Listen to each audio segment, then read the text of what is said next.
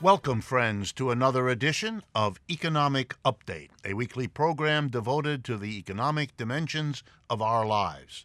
Jobs, incomes, debts, the whole roller coaster of economic change that's always around us.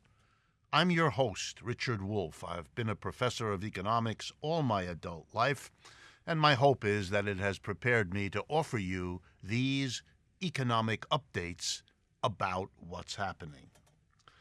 Let me begin by a remarkable shift, political, in Great Britain. In addition to their left-wing and right-wing parties, the British, like in many countries, have a middle-of-the-road party. It's called the Liberal Democrats. And they have, like most middle-of-the-road parties, made a big effort to avoid many of the important issues of the day in appealing to voters, which is why they don't do all that well most of the time. And I wouldn't be bringing them to your attention if they hadn't done something interesting recently that I do want to bring to your attention. They made a decision that the single most important issue plaguing the British people in this period is inequality of income and wealth. The statistic they point to with the loudest attention is the fact that the bottom half of the British people together own 9% of the country's wealth. 50% of the people sharing 9% of the wealth. And at the other end, the top 10%, the richest 10%, together own 44% of Britain's wealth. That's an extreme inequality, and they're going to do something about it, and they're appealing to voters to support them, to vote for them on this basis. Hence, why I want to talk to you about it. What are they proposing? The following. Anyone who gives a gift to another person, including the gift of an inheritance that you leave when you die, the first £250,000 you get without a tax would be the equivalent in the United States of about $300,000. But everything you leave to anyone over that will be taxed to the recipient at the same income tax rates that apply to any and all other kinds of income. That is drastically different from the United States, where the first $10 to $12 million are passed free, and the rest of it gets kind of worked out so you don't pay the kind of tax that you might otherwise. So it's a radically different idea. And they go further, the Liberal Democrats. They want to tax the income you earn from work at the same rate that you tax income, the interest you earn on your money if you have it to lend, dividends you earn on your shares, capital gains you make by buying shares at one price and selling them at another, etc. They don't want to give special low tax rates, as we do in the United States, to people who earn their income not from work, but from owning things. So it's a drastic departure, and it's a sign that the levels of inequality around the world are now so extreme that political parties that used to avoid talking about it are now focusing on it. The wind is changing, and that will affect the United States later, if not sooner. My next economic update has to do with a company, Sears Roebuck, that almost everyone listening or watching is familiar with. The current CEO of Sears Roebuck, Eddie Lampert, was asked why the company is closing ever more stores. It is a company that, frankly, is in the process of dying and has been for years. Well, he answered with something that I need to comment on. He pointed to the problem that there are so many present, but even more important, former Sears workers who have pensions that the company has to pay out because those pensions were signed by the company with the unions representing those workers over the decades. And he complains about it. That's why the company is having trouble, because it has to pay pensions, with the implication being he would like to save the company by not paying the pensions. Well, let me respond. A pension is part of the contract between an employer and an employee. Every time that pension was either raised or lowered or put into effect, it was part of a negotiation. in which the workers agreed to take less in the way of more wages because they got more in the way of a pension.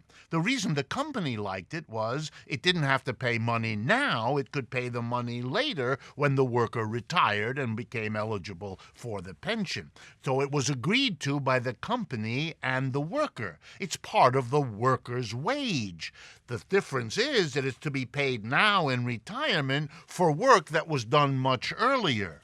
But to offer not to pay it or to suggest not to pay it would be the equivalent of the employer coming to you and saying, gee, we're having trouble here in the company, which you may or may not believe, and so we're cutting your wages. It's exactly the same thing. And I find it remarkable, not just that Mr. Lampert at Sears would have the nerve to say this, but that the media take it seriously, presenting the idea that pensions are some kind of extra that oughtn't to be the big burden they are. Well, you should have thought of that back when you invented them and paid them to people and got workers to accept lower wages in exchange for better pensions. And if you want to see really what this is like, imagine the government of the United States, which has borrowed trillions of dollars over the years, saying, gee, we're having some troubles here in Washington. So to those of you that lent money to the government, who bought a savings bond, say, or who bought a treasury bond at some point in your life, we're sorry, but we don't want to pay you the interest. That's an obligation you entered into when you bought and sold the instrument. To decide now you're not going to pay would be remarkable. And if you're going to do it in private companies, well, why not the government as well? And maybe the rule would be we're not going to pay the pensions of people who are so rich that they don't need the pensions, or people who have bonds for the Treasury but don't need the money because they're so rich. People would get up a howl about that. Well, why not the same howl for Mr. Lampert? My next update has to do with the J.P. Morgan Bank. It's the largest bank in the United States, and I want everyone to know what their latest report indicates. They believe the next financial crisis will hit in the year 2020. Folks, that's less than a year and a half from now. My point is not that they're right or they're wrong. My point is, ask yourself the following question. What kind of an economic system puts people through the catastrophe of the crash of 2008, the 10 years since that time, where people have suffered on a scale that is extraordinary, and at the end of the 10-year period, the biggest bank in the country announces that this economic system is headed for another crash within less than a year and a half.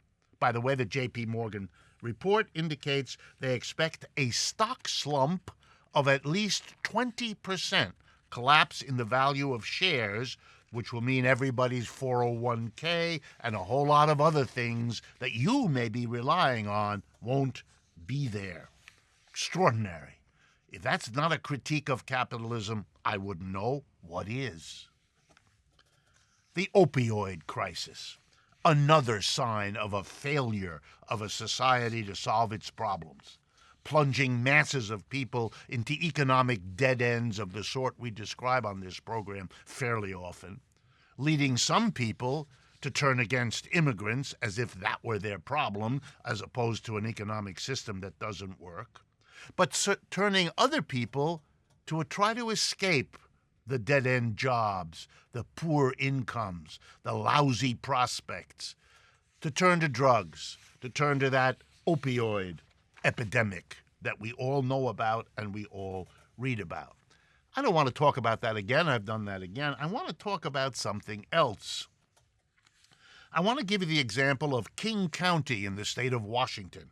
It's an important county. It has 2.2 million people, and it houses or includes the capital of Seattle, Washington. They have been talking about setting up something which has been the single most, effective way of dealing with the opioid crisis. It's something called a safe consumption space. It's literally a place carefully set up where people who are using those kinds of drugs can go, so either they don't overdose in the first place, or if they do, they're in a position to be helped immediately and effectively saved from dying. It is known how to do that. There are plenty of examples of where this has worked, and the people in Seattle and in King County made the decision in 2016, over 2 years ago, to establish them. But because of the difficulty of getting money from the state government and from the federal government, because there is no federal program for safe consumption spaces, Lord knows why not, they haven't done it yet. And in that time, in that county, there have been, count them, 664 deaths from overuse of opioids. The failure is not just a country that turns millions of its people to use drugs that are dangerous. It's also the failure to deal with the problem when it is known and when the solution for it is also known. Next update. The G20, the richest 20 countries in the world, recently had their regular meeting in Argentina. There they decided to issue a statement saying that the reform and strengthening of the World Trade Organization is one of the most urgent things for the mass of the people of the world. I found this remarkable since Mr. Trump has threatened to withdraw from the World Trade Organization and makes nasty comments on it. The ministers gathered there said they're going to wait and see how Mr. Trump's tariff war and the retaliations of countries like China and Europe and so on, how that all goes. While they were meeting in the very elegant headquarters there in Argentina, in Mar del Plata to be precise, outside were the demonstrators yelling, protesting. You're having meetings, you're having elegant meals, you're discussing. Meanwhile, we're dying in the third world, in the Latin American parts of it, but Asia and Africa too, because you're not dealing with the uneven development of the world, the inequality that global capitalism has imposed on us. Remarkable. Next update. The European Union, particularly Britain, France, and Germany, the leaders, have worked on and are coming to the close of an agreement to maneuver around Donald Trump's threats. Here are the threats. Trump has said that if European countries continue to deal with Iran, buying oil, selling goods to them, those companies doing it will be sanctioned, punished by the United States in ways that are very costly.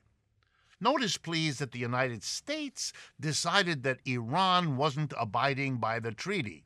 Britain, France, and Germany, who are signatories of the same treaty the United States is, believe that Iran is doing exactly what it was asked to do. We disagree. In this disagreement, the United States has decided to become punitive. So the Europeans reacted by saying any company that accepts to not trade with Iran because of the United States will be sanctioned by the Europeans. So the companies have to decide which is the worst one to do it. And now the Europeans are going one further. They're going to develop a system that will either hide or make indirect how these deals are done so that the United States won't even know.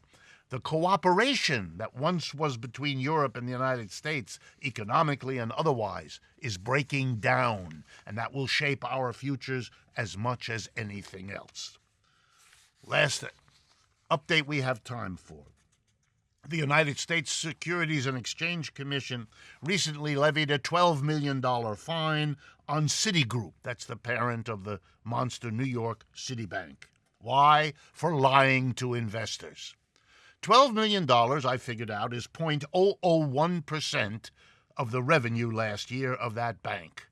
It's a slap on the wrist that provides no incentive to not do this. And what were they doing? Lying to investors. The bank. We've come to the end of the first half of Economic Update. Please stay with us. We will be right back.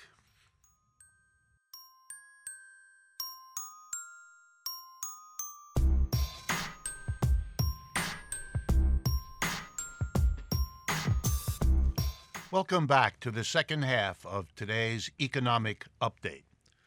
Before getting into our discussion of immigration and the whole burden of issues wrapped up in that problem for the world these days, I wanted to remind you, please, to subscribe to our YouTube channel, to follow us on Facebook, Twitter, and Instagram, and to make use of our website, Democracy at Work, that's all one word, democracyatwork.info.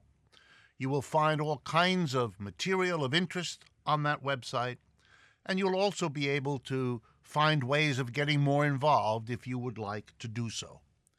And I also want, once again, to make a special thank you to the Patreon community, whose support for this program and for what we do is absolutely vital to our being able to bring this kind of material to the airwaves on a regular basis.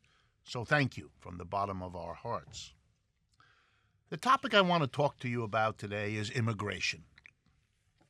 And the immigration issue has become the dominant political burning point, you might say, around the world.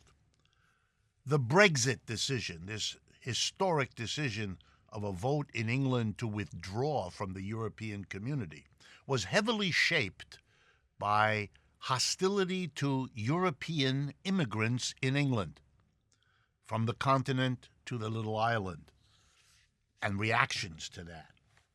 Mr. Trump announced his candidacy for president with a diatribe against Mexican immigrants and made the anti-immigrant push a central part not only of his campaign, but of his presidency ever since. Recent elections in Italy brought to power in that country, the fourth largest in Europe, an anti-immigrant politician working very hard to make that the centerpiece of his leadership of Italy. And most recently, an election in Sweden, a country long famous for welcoming immigrants, saw the rise of a new political party. Well, it was old. It was an old right-wing political party that got 2, 3, 4% of the vote. But suddenly it got 16 or 17% of the vote because it became a big leader of the anti-immigration movement in that part of the world.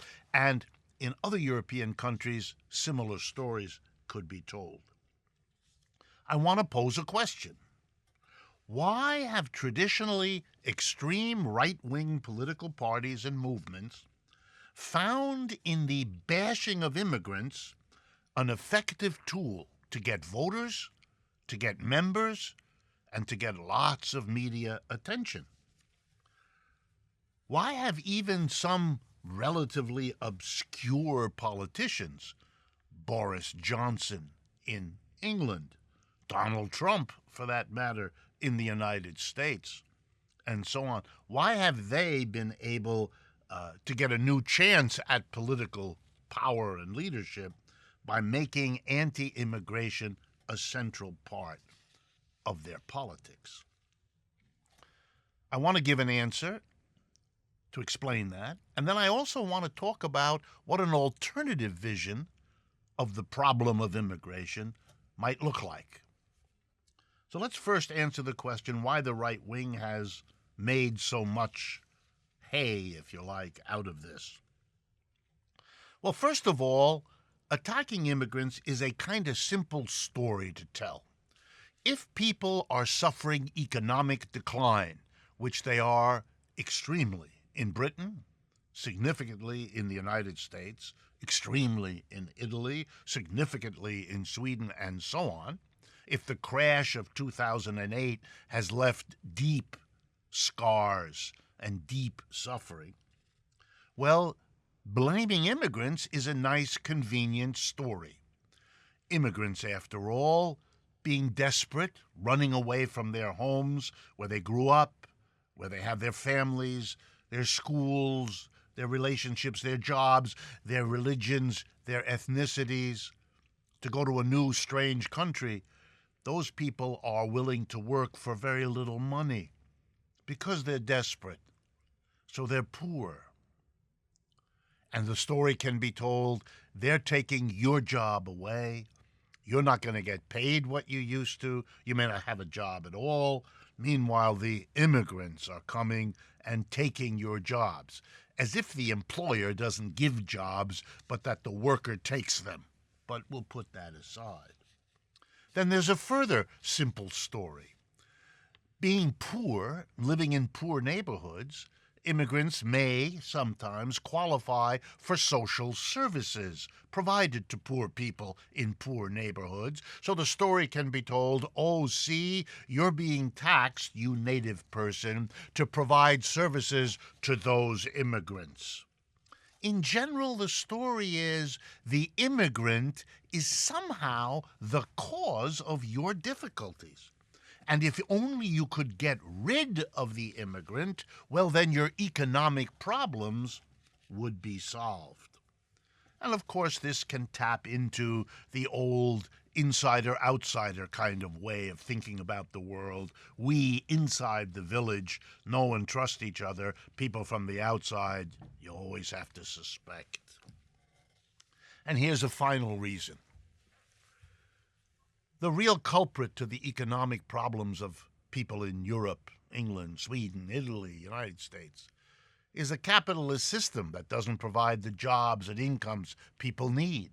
It's a system that has moved jobs to faraway countries where they can get away with paying lower wages. It's the people who have replaced jobs with robots, with artificial intelligence, with computers, all in the name of making more money, because that's how this system works.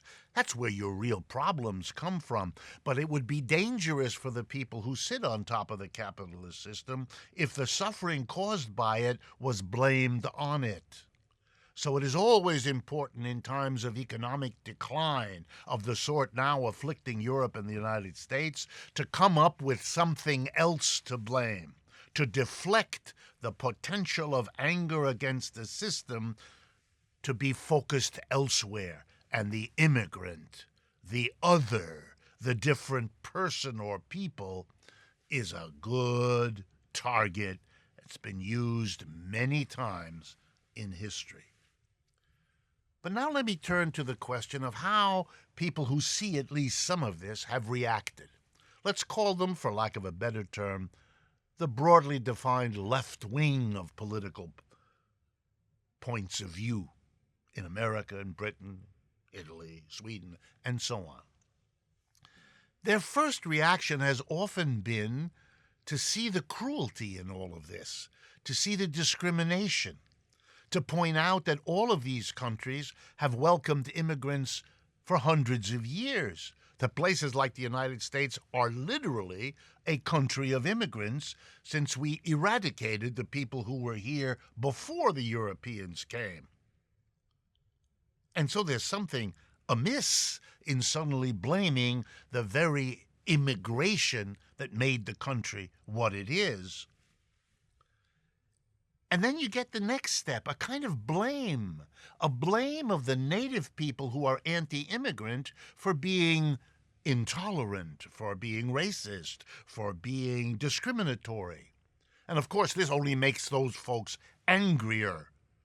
They already believe that their jobs and incomes and taxes are the fault of immigrants. Now you're blaming them for being critical or hostile. They're going to get even more upset.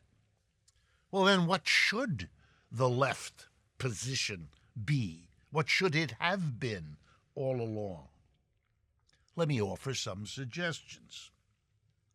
First, it is crucial for the left to go right after the premise here, to make it clear that blaming immigrants is a cynical, cruel, and inaccurate assessment of what the problem is. The United States is a nation of 325 million people, give or take.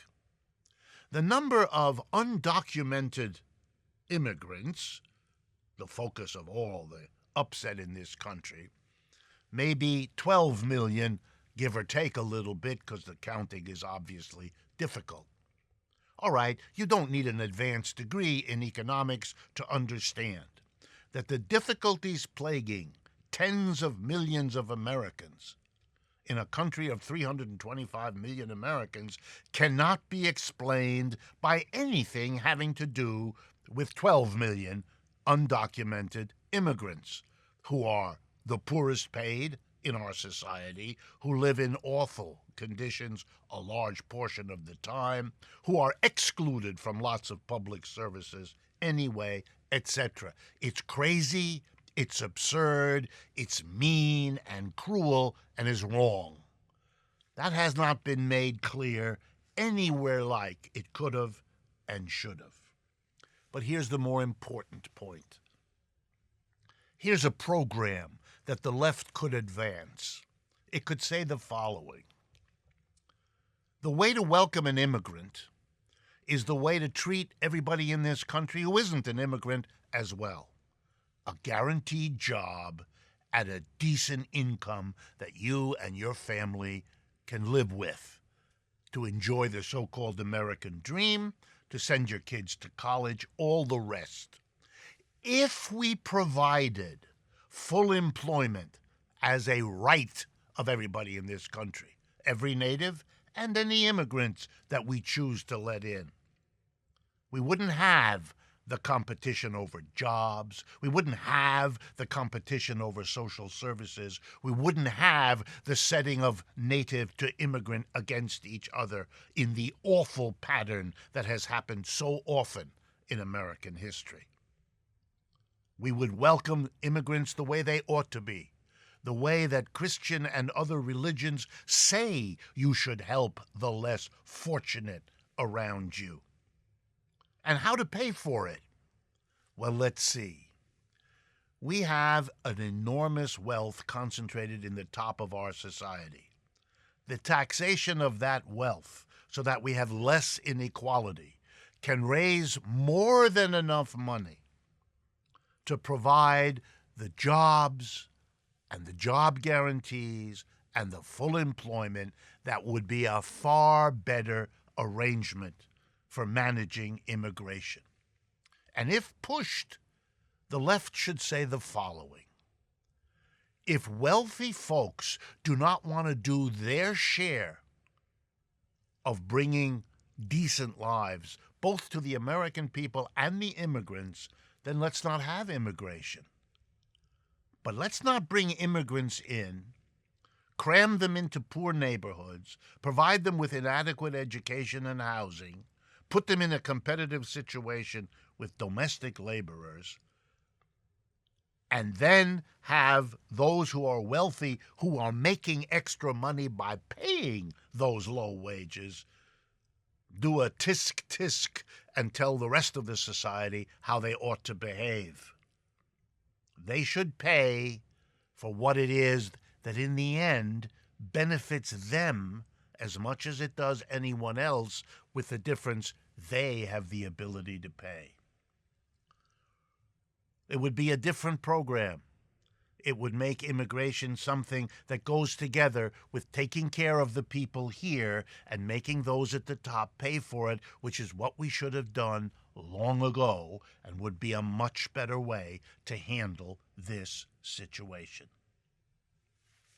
Well, we've come to the end of the second half of today's program, and I want to thank you all for being part of this, for sharing this with us.